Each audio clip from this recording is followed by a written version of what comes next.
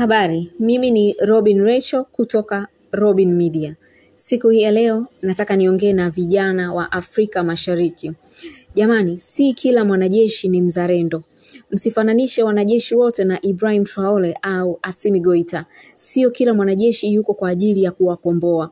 Kwa nini nawaambia hivi? Nawaambia baada ya kuona tukio lilotokea juzi kule katika nchi ya Benin. Kiongozi wa Benin anaitwa Patrice Talon alitaka kupinduliwa na kundi la wanajeshi juzi.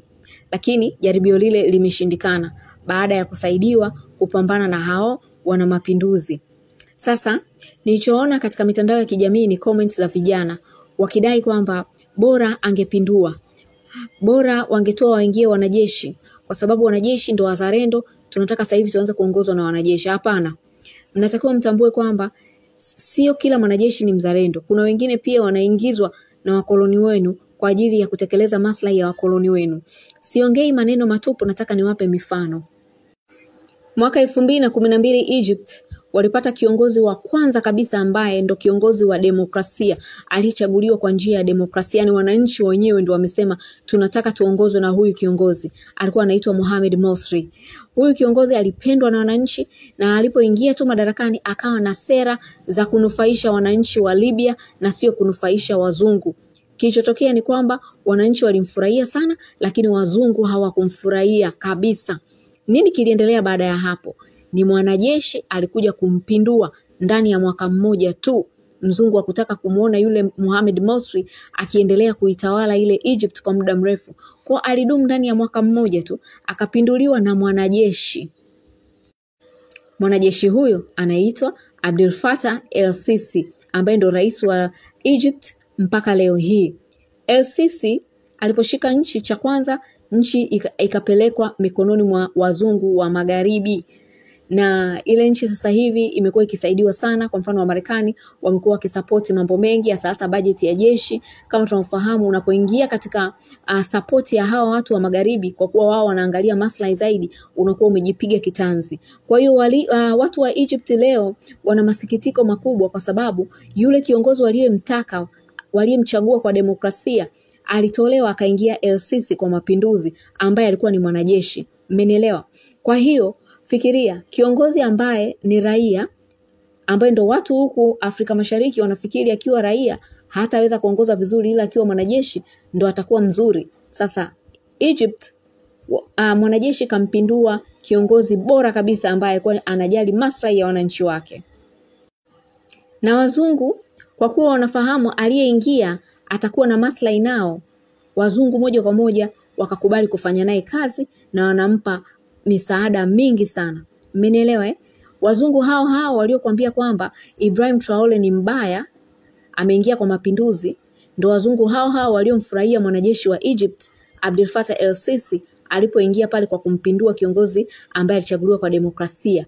Mmenielewa? Wanafanya naye kazi. Kwa hivi ndivyo wazungu wanavyokuwa na unafiki. Kwa hiyo sio kila mwanajeshi anaingia kwa ajili ya maslahi yenu wananchi. Kuna mwanajeshi mwingine anaingia kunufaisha wazungu wa magharibi, kama Abdel Fattah el-Sisi wa Egypt amekuwa ni rafiki yao mkuu. Mfano mwingine ninaweza kuwapa ni pale Uganda. Uganda walipata uhuru mwaka 1962. Walipopata uhuru wao, rais wao wa kwanza wa demokrasia ni Milton Obote. Sasa kilichotokea ni kwamba Idi Amin alimpindua Milton Obote. Idi Amin alikuwa ni mwanajeshi. Mmenielewa? Akampindua Obote ambaye alikuwa ni kiongozi mpambania uhuru, na Idi Amin alivyoingia cha kwanza akaanza kushirikiana na wakoloni. Alialikwa mpaka Uingereza kuonana na Queen Elizabeth na ameingia kwa mapinduzi na alikuwa ni mwanajeshi. Na nchi za magharibi zinakwambia sisi hatufanyi kazi na kiongozi aliyeingia kwa mapinduzi, lakini Idi Amin walimpokea kwa kuwa alikubali kufuatisha sera zao na wakamkaribisha mpaka Uingereza. Narudia tena, si kila mwanajeshi ni mzalendo. Kuna wanajeshi wengine sio wazalendo, wakiingia wanapeleka nchi kwa wakoloni wenu. Nakupa mfano mwingine, na huo mfano uko kule Burkina Faso. Kabla ya Ibrahim Traore, zamani miaka ya 80, Burkina Faso kulikuwa kuna kiongozi mzalendo sana, kijana mdogo aliyekuwa anaitwa Thomas Sankara. Thomas Sankara huyu kijana akawa anaendesha nchi kwa kunufaisha wananchi, kitu ambacho wazungu kule magharibi wakawa hawataki. Wazungu wa nchi za magharibi hawataki muwe na viongozi wazalendo kwa sababu wao watakosa maliasili zenu. Kwa hiyo wazungu wakakasirishwa. Alidanganyika, rafiki yake wa utotoni kabisa ni mwanajeshi, akaja kumpindua Thomas Sankara, akapigwa risasi na mwili wake ukatupwa huko ukaenda kuzikwa sehemu ambayo haijulikani. Mmenielewa? Kwa hiyo mwanajeshi ambaye anaitwa Blaise Compaoré ndo aliyempindua mzalendo Thomas Sankara pale Burkina Faso. Burkina Faso haikuwahi kupata tena kiongozi kama Thomas Sankara mpaka juzi alipoingia Ibrahim Traoré. Kwa hiyo nawakumbusha tena, si kila mwanajeshi ni mzalendo. Wanajeshi wengine wako kama Blaise Compaoré ambao wako kwa ajili ya maslahi ya wazungu na si maslahi ya wananchi. Kwa hiyo msikarili.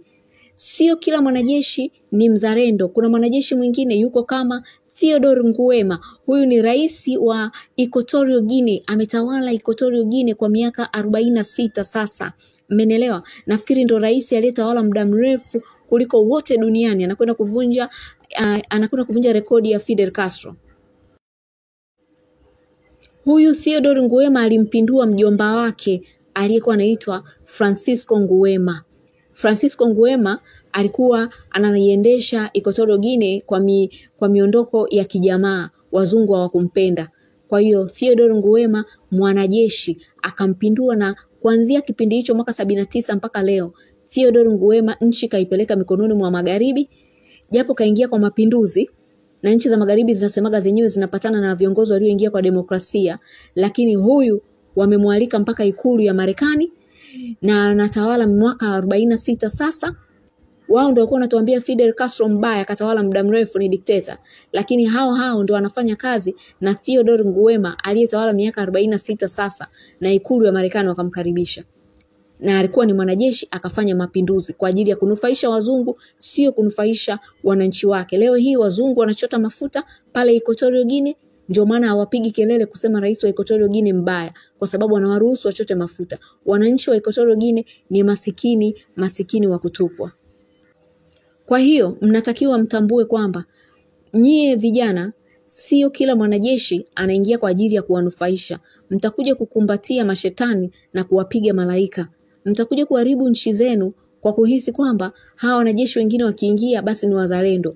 Wakoloni walikuwa wana mchezo wa kuwatrain wanajeshi wa Kiafrika ili waje wawaingize madarakani. Viongozi wetu watakuwa hawaendani na maslahi yao, kwa sababu walikuwa wana wasiwasi viongozi wa Afrika waliopambania uhuru watawanyima maliasili. Kwa hiyo wakawa wanalaghai wanajeshi. Kwa maana hiyo wanajeshi sasa nchi za Afrika Magharibi zile zilizotawaliwa na Mfaransa wamepindua sana nchi kwa ajili ya maslahi ya Mfaransa. Mmenielewa? Wamepindua nchi zao sana kwa ajili ya maslahi ya Mfaransa. Gabon amepindua nchi juu tu mwanajeshi ambaye anaitwa naye Nguema.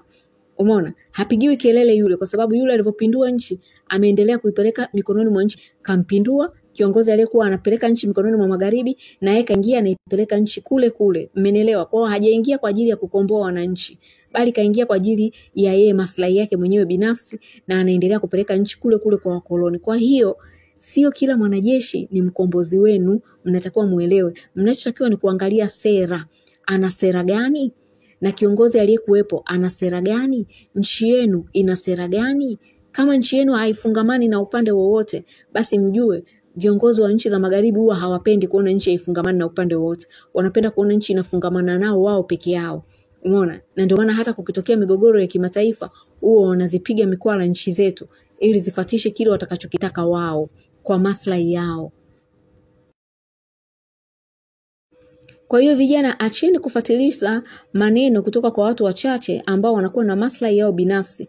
Anzeni kusoma hii mifumo. Siku hizi mmewekewa, kuna internet haya, mna uwezo wa kusoma mambo mengi sana, mkaweza kujua. Haihitaji hata kwenda chuo kikuu sasa hivi kupata elimu ya jinsi ambavyo nchi zenu na mifumo ya wazungu ilivyowekwa katika nchi zenu.